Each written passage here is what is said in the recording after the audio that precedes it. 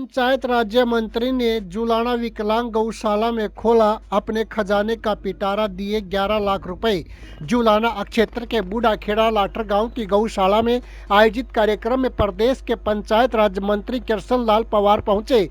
गौशाला कमेटी को मृतक एएसआई संदीप लाठर की याद में एक एम्बुलेंस भेंट की गई। इस मौके पर मृतक एएसआई संदीप का परिवार भी मौजूद रहा। संदीप लाठर की माता इंद्रावती और कृष्ण लाल पंवार ने गाड़ी की चाबी गौशाला कमेटी को सौंपी। इस मौके पर मंत्री कृष्ण लाल पंवार ने कहा कि प्रदेश में 687 के लगभग गौशाला हैं, जिनमें प्रदेश की सरकार गाय के बच्चे के लिए 10 रुपये, गाय के लिए 20 रुपये और नंदी के लिए रोजाना 25 रुपये चारे के लिए देती है।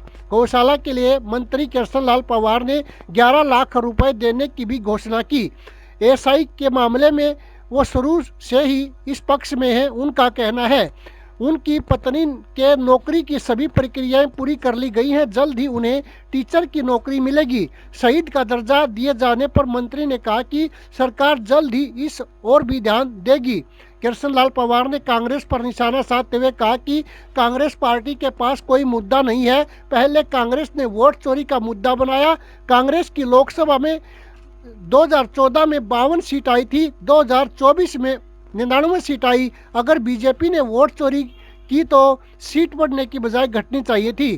देश में बढ़ते क्राइम को लेकर बोले कि पिछले विधानसभा में जो तथ्य दिए जाते हैं इस बार तो स्वास्थ्य कारणों से मैं शामिल नहीं हुआ। उन्होंने कांग्रेस की हुड्डा सरकार से लेकर विधानसभा में आंकड़ों सहित बताया था कि प्रदेश में क्राइम के मामले में 50 से 60% की बढ़ोतरी हुई है।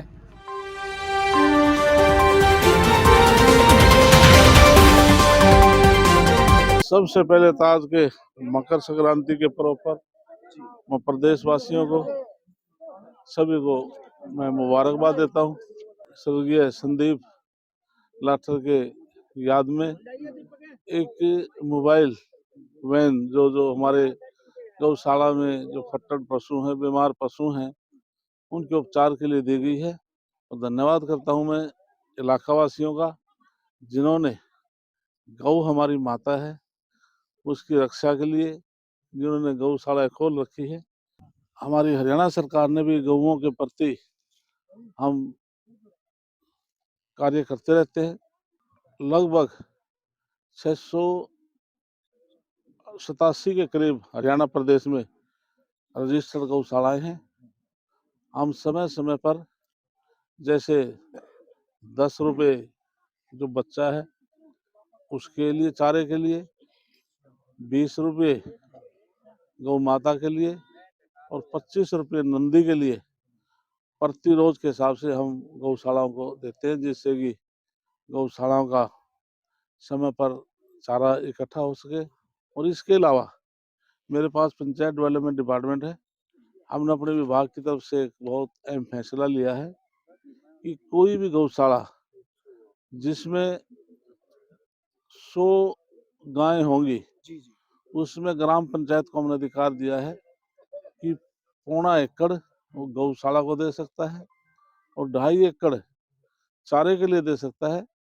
और ये 20 साल तक लीज पर ग्राम पंचायत दे सकती है। तो जैसे संख्या बढ़ती जाएगी और जैसे संख्या बढ़ती जाएगी 100 से 200 है, उसी हिसाब से लैंड का भी आकार बढ़ता जाएगा। और ये लीज 20 साल तक रहेगी और प्रति वर्ष 5100 रुपये प्रति एकड़ के हिसाब से लीज के सरकार को देने पड़ेंगे। हमने ऐसा कदम उठाया है। तो मैं भी अपने डीक्यू से इस गौशाला के लिए मैं 11 लाख की घोषणा करता हूँ। क्या कहेंगे, लगातार जो है संदीप लाठर को याद करने के लिए उनके दोस्तों द्वारा जो है एम्बुलेंस यहाँ पर दी गई है, तो सरकार द्वारा उनको मान सम्मान के लिए क्या किया जा रहा है? स्वर्गीय संदीप, उसके लिए सारे मामले में मैं नायब सैनी जी का और माननीय मनोहर लाल का, हरियाणा सरकार का मैं धन्यवाद करता हूँ। इस मामले में समय शुरू से ही इस मामले में मैं टच में हूँ। हमने कैबिनेट के अंदर माननीय नायब सिंह सैनी ने बहुत उदारता दिखाते हुए हमने फैसला लेकर के जो संदीप की धर्मपत्नी है उसके टीचर की जॉब के लिए लगभग सारे पेपर तैयार हो चुके हैं। बहुत जल्दी उनकी ज्वाइनिंग हो जाएगी। सरकार द्वारा मनरेगा का नाम बदला जा रहा है तो कांग्रेस जगह जगह प्रदर्शन कर रही है, क्या कहें?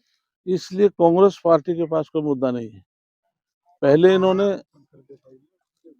वोट चोरी का मामला उठाया कि मैं कांग्रेस के लोगों से कहना चाहता हूं और पूछना भी चाहता हूं कि जब 2019 में जब चुनाव हुआ पार्लियामेंट का तो इनकी 52 सीट आई थी। 2024 में पार्लियामेंट का चुनाव तब 99 सीट आई। यदि बीजेपी ने वोट चोरी की है तो सीट घटनी चाहिए थी, 52 से 99 नहीं आनी चाहिए थी। पार्लियामेंट के चुनाव से पहले राजीव गांधी संविधान की कॉपी लेकर के पूरे देश में घूमे। यदि बीजेपी की 400 सीट आ जाएंगे तो संविधान समाप्त हो जाएगा।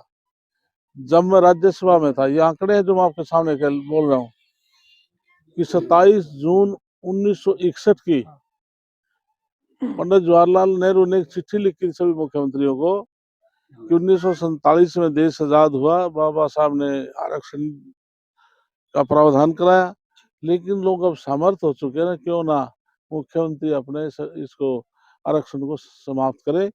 ये चिट्ठी प्रधानमंत्री ने राज्यसभा में पढ़ी थी, लेकिन कांग्रेस के लोगों ने उसको एडिट करके चला दिया कि नरेंद्र मोदी जी आरक्षण को खत्म करना चाहते हैं, इसलिए उनके पास कोई मुद्दा नहीं है। इसलिए राम के नाम से उनको हेट है। जब हम सोते उठते हैं जब भी हम राम का नाम लेते हैं।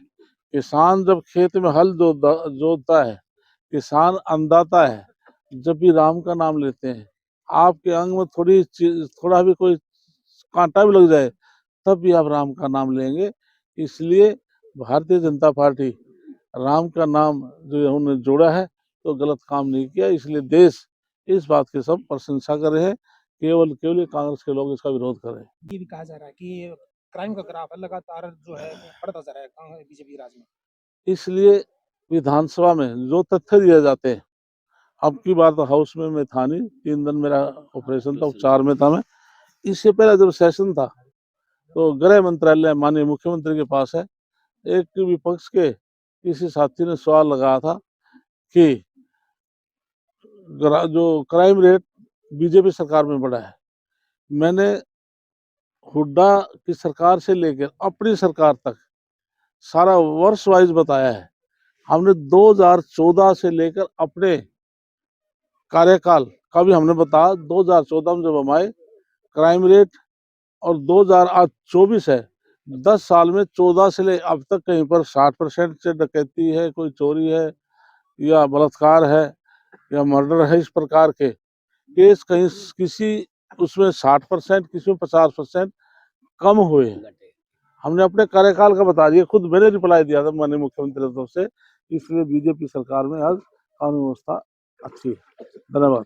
सब्सक्राइब कर लो भाई, वरना मम्मी से बोल दूंगा तुम्हारा चार्जर छुपा दे।